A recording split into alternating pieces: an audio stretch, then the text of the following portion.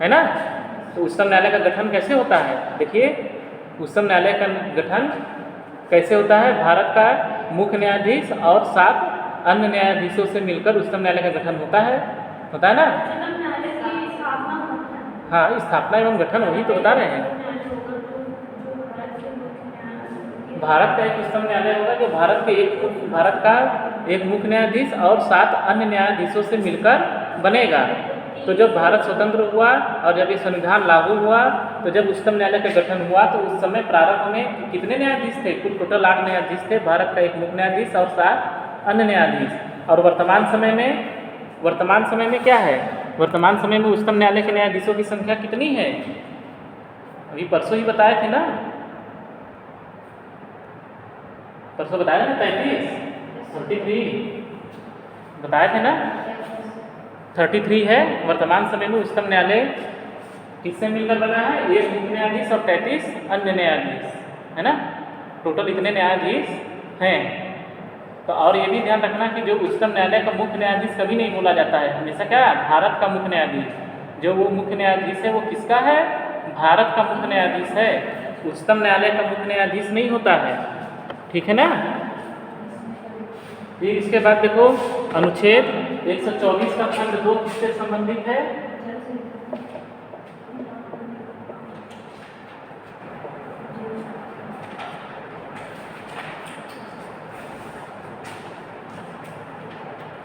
अनुच्छेद 124 है किससे रिलेटेड है, उच्चतम न्यायालय के गठन से, है ना।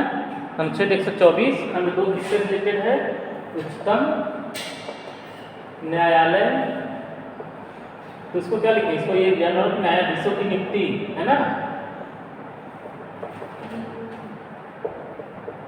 ठीक है।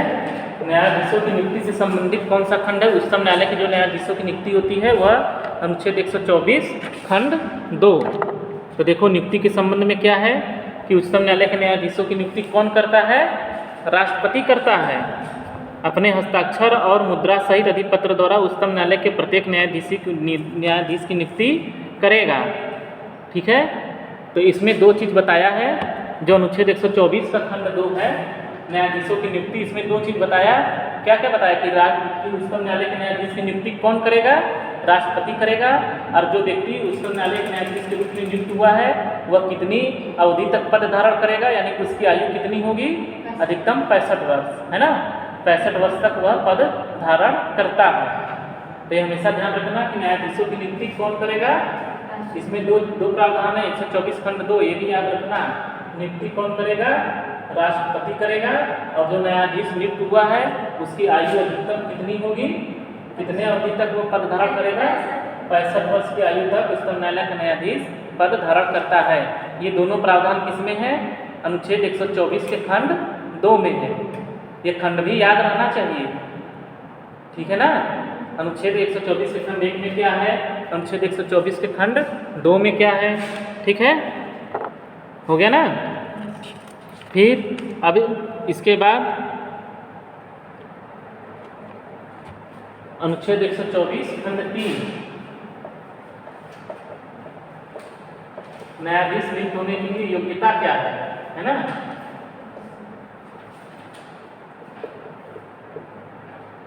योग्यता कि उच्चतम न्यायालय का न्यायाधीश कौन व्यक्ति नियुक्त हो सकता है, ये भी इम्पोर्टेंट है।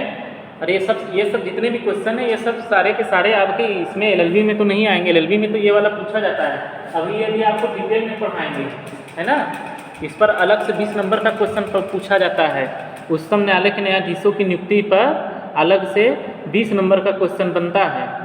अनुच्छेद तो छोटा सा केवल उसमें लिख दिया कि उच्चतम न्यायालय के न्यायाधीशों की नियुक्ति राष्ट्रपति करेगा, गठन के बारे में नहीं, इसमें न्यायाधीशों की नियुक्ति केवल इस अनुच्छेद पर, अनुच्छेद 124 खंड 2 पे 20 नंबर का अलग से क्वेश्चन आता है ना।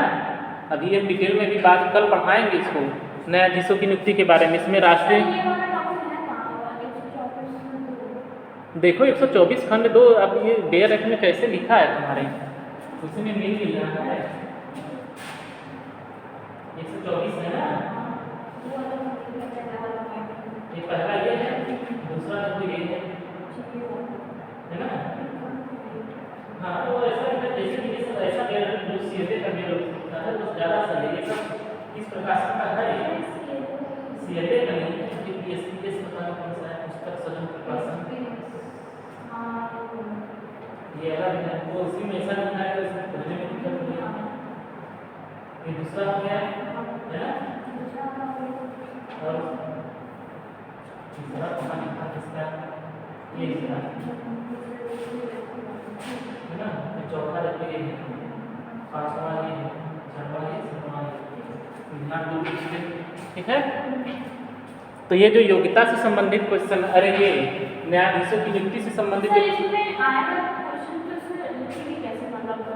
बता तो रहे हैं। इसमें क्वेश्चन जो पूछता है उच्चतम न्यायालय पर जो क्वेश्चन बनते हैं, लगभग 3 से 4 क्वेश्चन बनते हैं। हम सोचे कि पहले आप लोगों को थोड़ा थोड़ा अनुच्छेद के बारे में बता दें, फिर उसके बाद क्वेश्चन पढ़ाएंगे। कम से कम पहले एक बार अनुच्छेद को पूरा पढ़ लो कि उसमें क्या क्या प्रावधान है। अब जो क्वेश्चन आते हैं 20 नंबर के उच्चतम न्यायालय से संबंधित, क्या क्या आता है? पहला क्वेश्चन आएगा उच्चतम न्यायालय के न्यायाधीशों की नियुक्ति से संबंधित, है ना, ये पूछा जाता है 20 नंबर का।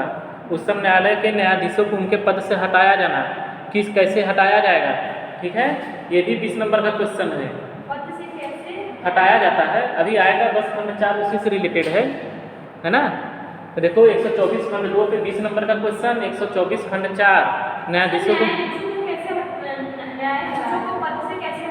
हाँ उनको पद से हटाया जाना, बस हो गया। इस पर भी क्वेश्चन बनता है 20 नंबर का अलग से, ठीक है। फिर उसके बाद पूछा जाता है उच्चतम न्यायालय की प्रारंभिक अधिकारिता, ठीक है, उच्चतम न्यायालय की प्रारंभिक अधिकारिता अनुच्छेद 131, ये पूछा जाता है। इस पर भी प्रारंभिक अधिकारिता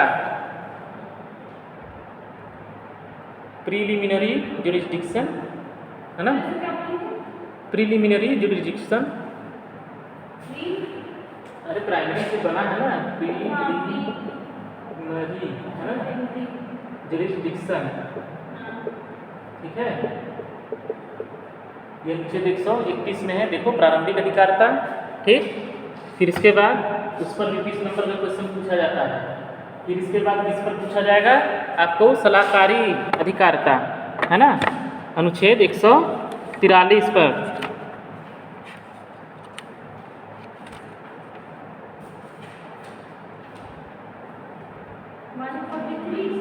हम्म 143 है ना, जो सलाहकारी अधिकारिता है उस पर क्वेश्चन पूछा जाता है। ये क्वेश्चन आता है, ठीक है।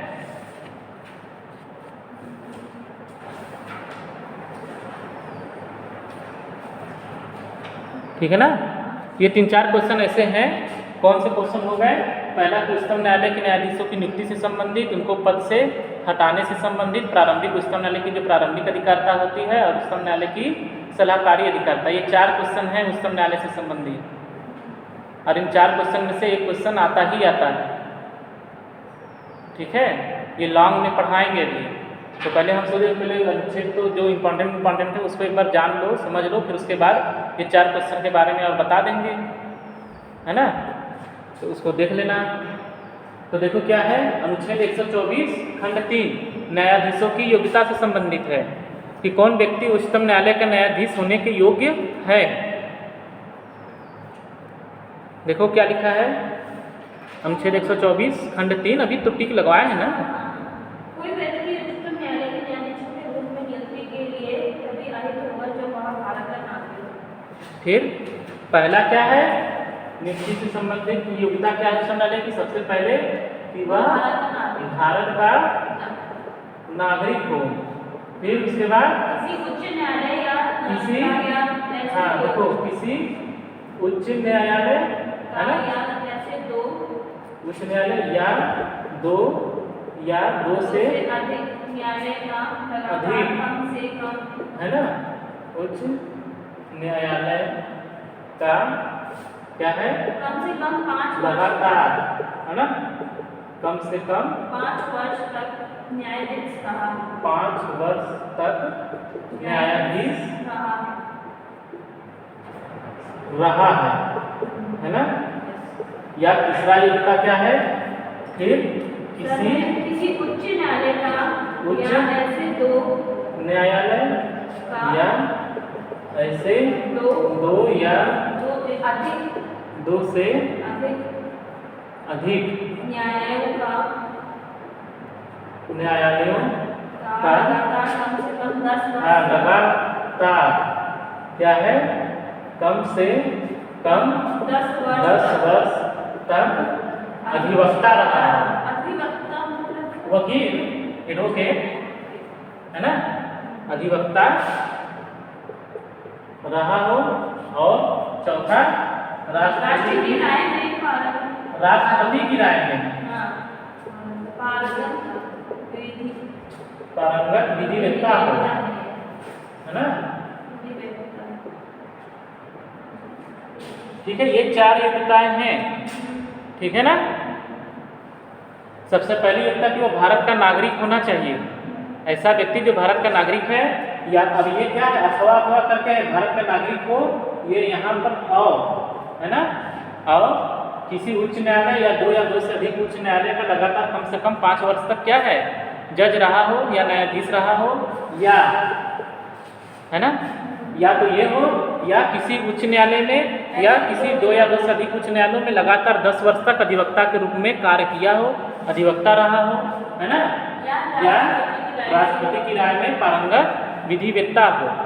तो ऐसे व्यक्ति को राष्ट्र को उच्चतम न्यायालय का न्यायाधीश नियुक्त किया जा सकता है। तो उसका राष्ट्रपति नियुक्त करेगा ना, बनाया हो जाएगा। उच्चतम न्यायालय का न्यायाधीश नियुक्त होगा ना। हम उच्चतम न्यायालय के न्यायाधीशों की योग्यता पर बता रहे हैं ना, कि कौन व्यक्ति उच्चतम न्यायालय का न्यायाधीश बनेगा। तो उच्चतम न्यायालय का न्यायाधीश बनने का सबसे आसान तरीका यही है, ये उच्च न्यायालय में 10 वर्ष तक प्रैक्टिस कर लीजिए और उच्चतम न्यायालय का न्यायाधीश बन जाइए, है ना। 10 वर्ष लिखा है ना, लगातार कम से कम 10 वर्ष तक क्या रहा है। बहुत ज़्यादा कहाँ हो गया। उच्चतम न्यायालय का, तब भी उच्चतम न्यायालय का न्यायाधीश डायरेक्ट बन रही है। इससे 5 वर्ष तक या तो न्यायाधीश रहे हों, है ना, उच्च न्यायालय का, या तो 5 वर्ष तक न्यायाधीश रहे हों, या 10 वर्ष तक क्या किए हों, प्रैक्टिस किए हों। तो ऐसे व्यक्ति को राष्ट्रपति क्या कर सकता है, न्यायाधीश नियुक्त कर सकता है। कहाँ का, उच्चतम न्यायालय का, है ना। तो ये जनरली क्या होता है, समांतर उच्च न्यायालय के न्यायाधीशों को, या इसमें तो कम इसमें अधिक होते हैं नियुक्ति, जो उच्च न्यायालय के लगातार 5 वर्ष या उससे अधिक समय से क्या है, न्यायाधीश है। तो ऐसे व्यक्ति को समांतर राष्ट्रपति के द्वारा क्या किया जाता है, उच्चतम न्यायालय के न्यायाधीश के रूप में नियुक्ति की जाती है ना। और ये राष्ट्रपति की जो राय है, वह राष्ट्रपति की राय न होकर के किसकी राय होती है, मंत्री परिषद की होती है ना। ये जो है ना, राष्ट्रपति की राय में पारंगत विधिवेत्ता है। कोई भी ऐसा व्यक्ति जिसको कि राष्ट्रपति यह समझता है कि वह विधि का बहुत ही अच्छा ज्ञाता है, तो राष्ट्रपति क्या कर सकता है, उसको भी उच्चतम न्यायालय का न्यायाधीश नियुक्त कर सकता है। तो ये हमेशा ध्यान रखिएगा। अभी इस आधार पर अभी किसी भी व्यक्ति की नियुक्ति आज तक उच्चतम न्यायालय में न्यायाधीश के रूप में नहीं हुई है ना। तो ये सब सारी योग्यताएं जानते रहिए। ये सब यदि आप जुडिशरी जैसे का एग्जाम देंगे तो ये सब पूछा जाता है, वाइवा में भी पूछा जाता है, प्लस क्वेश्चन भी आता है। अरे जुडिशरी का इससे जे का जो एग्जाम होता है ना, तो उसमें ये सारे क्वेश्चन आपको इंटरव्यू में भी पूछे जाते हैं, साथ ही साथ इंटरव्यू के साथ ही साथ जो प्री का एग्जाम ऑब्जेक्टिव टाइप के क्वेश्चन होते हैं। अरे यदि पूछ लिया कि बताओ कि उच्चतम न्यायालय के न्यायाधीश की नियुक्त होने की योग्यता क्या है, तो योग्यता में कम से कम 4 योग्यता तो जितनी है वो तो बताना ही पड़ेगा। ये चारों के चारों ऑप्शन के रूप में भी तो आते हैं। ऑब्जेक्टिव टाइप के जब क्वेश्चन आएंगे प्री एग्जाम में जुडिशरी के, तब उसमें भी तो ये दे देता है 4 अगर दिया, इसी में से एक में कुछ ना कुछ गलती कर देगा, या 10 वर्ष की जगह कर दिया 7 वर्ष, या कुछ ऐसा बना दिया ऑप्शन में, है ना। तो आपको मालूम तो रहना चाहिए। वो ये सब क्वेश्चन ही हैं, ये सारे के सारे। और एक खंड भी पूछा जाता है कि उच्चतम न्यायालय के न्यायाधीशों के रूप में नियुक्त होने के लिए योग्यता किस अनुच्छेद में है, तो केवल आप 124 नहीं बोलेंगे, 124 के खंड 3 में है ना। अनुच्छेद 24 के खंड 3 में है, ठीक है ना। तो ये खंड भी याद रखना है। अनुच्छेद 124 खंड 1 उच्चतम न्यायालय का गठन, अनुच्छेद 124 खंड 2 न्यायाधीशों की नियुक्ति, अनुच्छेद 124(3) किससे है, न्यायाधीशों की योग्यता से है ना। ये खंड भी याद रहना चाहिए, ठीक है। अब देखो अनुच्छेद 124 खंड 4 मिटा दें। हाँ सर बेटा। अब है अनुच्छेद 124 खंड 4, ये है न्यायाधीशों को उनके पद से हटाया जाना, है ना। अनुच्छेद 124 खंड 4 में क्या है, न्यायाधीशों को उनके पद से हटाया जाना, यानी कि किसी न्यायाधीश को उसकी पदावधि समाप्त होने से पहले ही, यानी कि 65 वर्ष की आयु वो पूरी होने से पहले ही कब उसको उसके पद से हटाया जा सकता है। इसके लिए एक विशेष प्रक्रिया का उल्लेख अनुच्छेद 124 खंड 4 में किया गया है ना। इसी प्रक्रिया के माध्यम से ही उसको केवल हटाया जा सकता है और किसी आधार पर या अन्य किसी प्रक्रिया के द्वारा नहीं। तो इसमें पहले सबसे पहले क्या बताया है, आधार बताया है कि किस आधार पर हटाया जाएगा। तो 2 आधार बताया है ना, 2 आधार, साबित कदाचार, है ना, साबित कदाचार, और दूसरा क्या है, असमर्थता। उच्चतम न्यायालय के न्यायाधीश को केवल इन्हीं 2 आधारों में से किसी एक आधार पर हटाया जा सकता है, ठीक ना। ये ध्यान रखना कि ये भी पूछा जाता है, ये भी बार बार पूछा जाता है कि उच्चतम न्यायालय के न्यायाधीश को किन आधारों पर हटाया जा सकता है। तो साबित कदाचार या असमर्थता के आधार पर, है ना। तो क्वेश्चन कैसे बनेगा, मान लो कि उसने क्वेश्चन आ गया कि उच्चतम न्यायालय के न्यायाधीश को उनके पद से हटाया जा सकता है, ठीक है। क्वेश्चन ये है कि उच्चतम न्यायालय के न्यायाधीश को उनके पद से हटाया जा सकता है निम्नलिखित आधारों किन आधार पर। तो उसमें पहला आधार दिया क्या चीज, साबित कदाचार, ठीक है। दूसरा ऑप्शन दिया, क्या दिया, असमर्थता, है ना। तीसरा ऑप्शन दे दिया 1 और 2 दोनों, और मान लो तीसरा ऑप्शन दे दिया या तो 1 या तो 2। अब बताओ इसमें सही कौन सा ऑप्शन होगा। आपके पास क्वेश्चन ये है कि उच्चतम न्यायालय के न्यायाधीश को उनके पद से किस आधार पर हटाया जा सकता है। ये 4 विकल्प है, बताइए। हमने ये पूछा क्वेश्चन आपसे कि उच्चतम न्यायालय के न्यायाधीश को उनके पद से हटाया जा सकता है किस आधार पर। पहला है ऑप्शन साबित कदाचार के आधार पर, दूसरा है असमर्थता के आधार पर, तीसरा ऑप्शन है इन दोनों के आधार पर, और चौथा जो ऑप्शन है वो है या तो 1 के आधार पर या तो 2 के आधार पर। है 1 और 2 दोनों। क्या ये आंसर सही है? सही नहीं है, गलत है। आंसर क्या होगा, या तो 1 या तो 2। उसमें देखो क्या लिखा है, या असमर्थता या वो है ना साबित कदाचार, कि दोनों एक साथ नहीं होनी चाहिए ना। या तो साबित कदाचार हो गया, यानी उसका कदाचार साबित हो गया तब भी उसके पद से हटाया जा सकता है, या तो वह क्या है अपने पद पर कार्य करने के लिए असमर्थ हो गया है। देखो खंड 4 पढ़ो।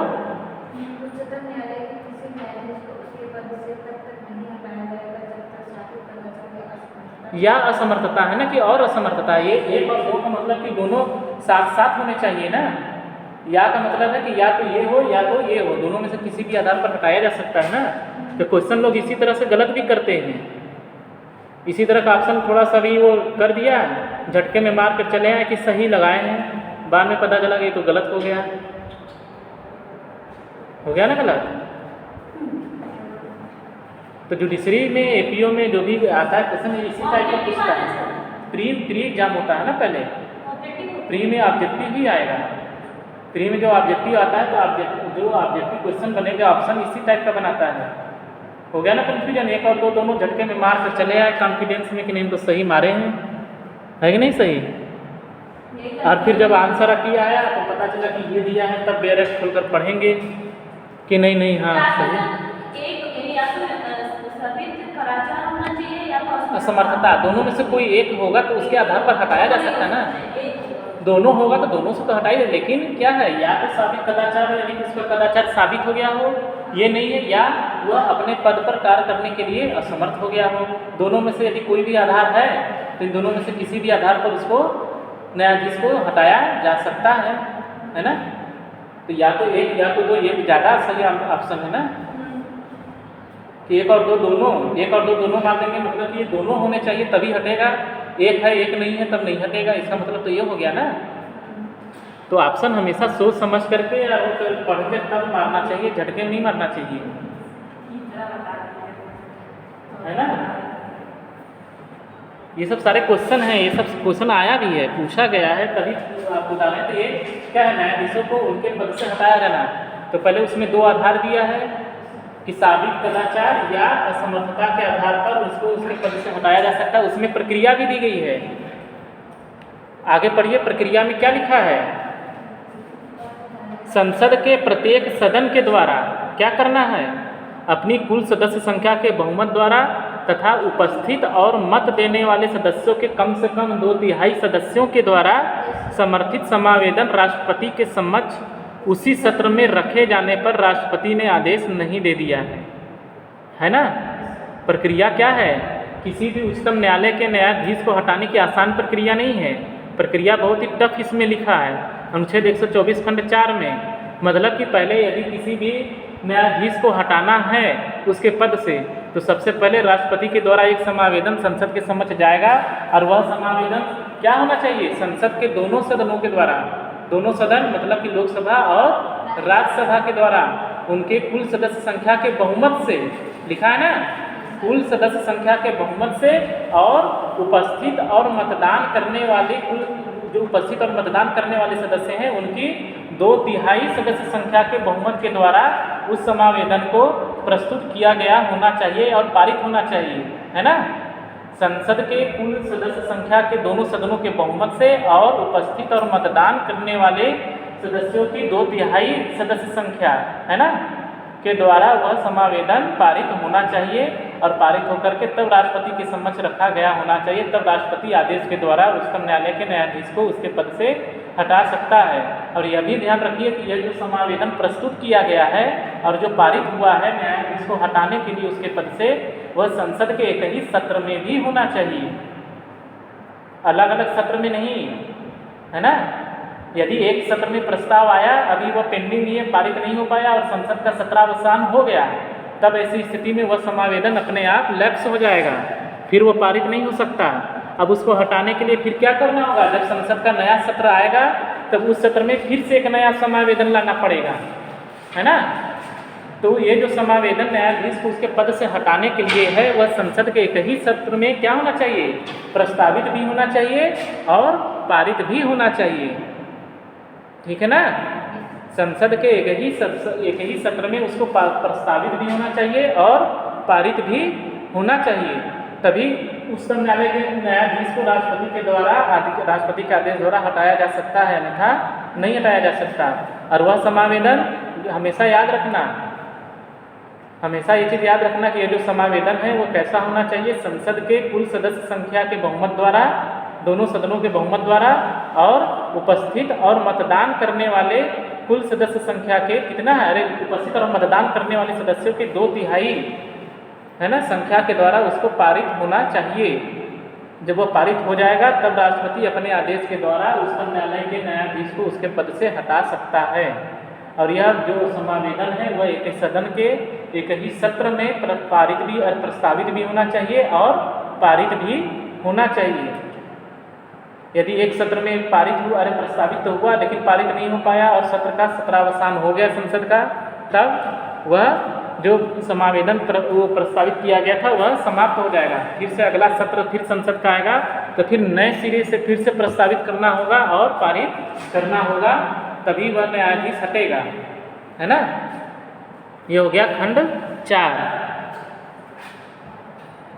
फिर इसके बाद खंड 5 है, देखो क्या हो गया,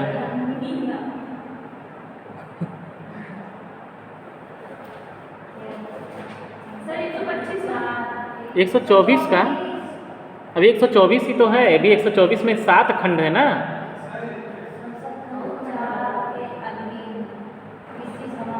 फिर रखे जाने की तथा न्यायाधीश के कदाचार या असमर्थता का अन्वेषण और साबित करने की प्रक्रिया विधि द्वारा विनियमित की जाएगी या संसद विनियमित कर सकेगी।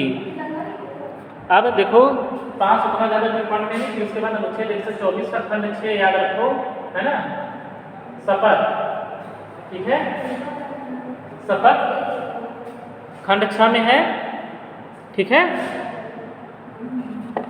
शपथ कि उच्चतम न्यायालय का न्यायाधीश नियुक्त होने वाला प्रत्येक व्यक्ति क्या करेगा, अपना पद धारण करने से पहले किसके समक्ष अपना, जो उच्चतम न्यायालय का न्यायाधीश है वो शपथ किसके समक्ष लेता है, पढ़कर बताओ,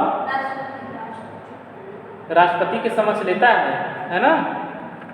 उच्चतम न्यायालय का न्यायाधीश नियुक्त होने वाला प्रत्येक व्यक्ति क्या करेगा, अपना पद धारण करने से पहले राष्ट्रपति के द्वारा, राष्ट्रपति या उसके द्वारा इस निमित्त नियुक्त किसी व्यक्ति के समक्ष क्या करेगा, पहले शपथ लेगा, है ना, और उस पर हस्ताक्षर करेगा। तो न्यायाधीशों के द्वारा पद ग्रहण करने से पहले शपथ कहाँ पर है, अनुच्छेद 124 खंड 6 में शपथ कौन दिलाता है, राष्ट्रपति दिलाता है ना। राष्ट्रपति या राष्ट्रपति द्वारा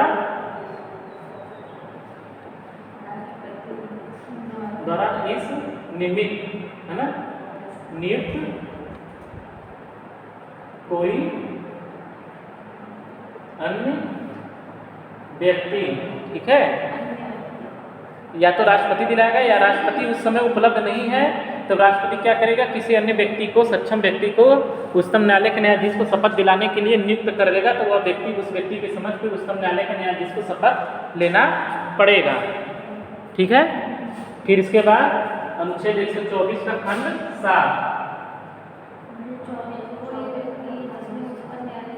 इसमें क्या प्रावधान किया गया है कि उच्चतम न्यायालय का कोई भी न्यायाधीश, है ना, भारत के राज्य क्षेत्र में स्थित किसी भी न्यायालय में किसी भी प्रकार का कोई भी अभिवचन नहीं करेगा, न तो किसी न्यायालय में, न तो किसी अधिकरण में, न किसी प्राधिकरण में, और न ही किसी प्राधिकारी के समक्ष वह न तो उपस्थित होगा और न ही उपस्थित होकर के कोई भी अभिवचन करेगा।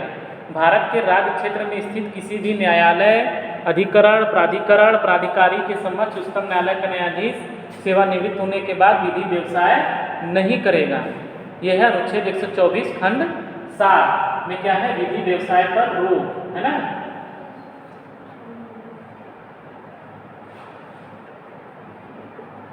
ठीक है, हाँ, इस निमित्त मतलब कि शपथ ग्रहण कराने के लिए, शपथ ग्रहण कराने के लिए राष्ट्रपति क्या करेगा, किसी अन्य व्यक्ति को नियुक्त कर देता है। यदि वर्तमान उस समय राष्ट्रपति उपस्थित ही नहीं है, या बीमार है, या वह उस समय सक्षम नहीं है ना, या छुट्टी पर है, तब उसको उच्चतम न्यायालय के न्यायाधीश को शपथ दिलाना है। तब ऐसी स्थिति में राष्ट्रपति क्या कर सकता है, या यदि वह उस समय उपस्थित नहीं है या वह बीमार हो गया है ना, तब वो क्या कर सकता है, किसी अन्य व्यक्ति को, उच्चतम न्यायालय के न्यायाधीश को वो शपथ दिलाने के लिए नियुक्त कर सकता है। तो जिसको राष्ट्रपति नियुक्त करेगा उस व्यक्ति के भी समक्ष उच्चतम न्यायालय का न्यायाधीश क्या करेगा, शपथ लेगा और उस पर हस्ताक्षर करेगा, तभी उसके बाद वह अपना पद ग्रहण करता है। ठीक है, 124 खंड 7 विधि व्यवसाय करने पर रोक लगाया गया है। उच्चतम न्यायालय का कोई भी न्यायाधीश यदि वह सेवानिवृत्त हो जाता है तो सेवानिवृत्त होने के बाद भारत के राज्य क्षेत्र में स्थित किसी भी न्यायालय में और किसी भी प्राधिकरण, अधिकरण या किसी भी प्राधिकारी के समक्ष न तो उपस्थित होगा और न ही उपस्थित होकर के अभिवचन करेगा, यानी कि वह विधि व्यवसाय नहीं कर सकता। ठीक है ना, तो इतना है तुम्हारा 124 खंड 7। और ये पूरा का पूरा खंड आपको याद भी रहना चाहिए कि 124 के खंड 1 में क्या है, खंड 2 में क्या है ना। न्यायाधीशों की नियुक्ति, खंड 3 न्यायाधीशों की योग्यता, खंड 4 में उनको हटाने के लिए प्रावधान है, खंड 6 में क्या है, शपथ है, कौन दिलाएगा, अनुच्छेद 124 खंड 7 विधि व्यवसाय पर रोक लगाया गया है। ठीक है, ये सारे खंड भी पूछे जाते हैं, इसलिए ये सब आपको याद रहने चाहिए।